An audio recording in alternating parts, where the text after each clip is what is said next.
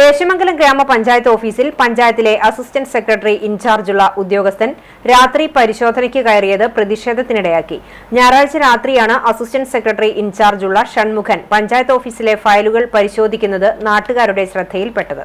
പഞ്ചായത്ത് ഓഫീസിനുള്ളിൽ ആൾപെരുമാറ്റം കണ്ട് നാട്ടുകാർ നോക്കിയപ്പോഴാണ് ഉദ്യോഗസ്ഥനായ ഷൺമുഖനെ കാണുന്നത്. നിലവിൽ പഞ്ചായത്തിലെ 6ാം വാർഡ് മെമ്പർ PA ഷാനവാസിനെ അയോഗ്യനാക്കിയതുമായി ബന്ധപ്പെട്ട് വിവാദത്തിൽപ്പെട്ട വ്യക്തി കൂടിയാണ് ഷൺമുഖൻ.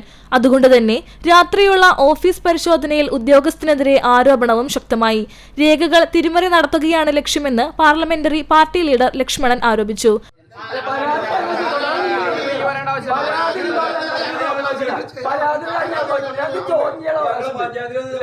പാതിരാത്രി പഞ്ചായത്തിൽ വാതിലടച്ചിട്ട് എന്താ പരിപാടി നമുക്കറിയാം.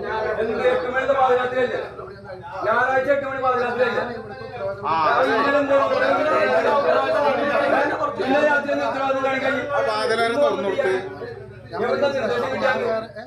അതേസമയം ചെറുതുരുത്തി പോലീസ് സ്ഥലത്തെത്തി ഉദ്യോഗസ്ഥനോട് ചോദിച്ചപ്പോൾ ഇയാൾ കൃത്യമായ മറുപടി നൽകിയില്ല. തുടർന്ന് തൃശൂർ ഡെപ്യൂട്ടി ഡയറക്ടർ ഓഫ് പഞ്ചായത്തുമായി ബന്ധപ്പെട്ടപ്പോഴും പരിശോധനയെക്കുറിച്ച് അറിയില്ല എന്നായിരുന്നു അധികൃതരുടെ മറുപടി. സംഭവത്തിൽ UDF പ്രതിഷേധ പ്രകടനം നടത്തി.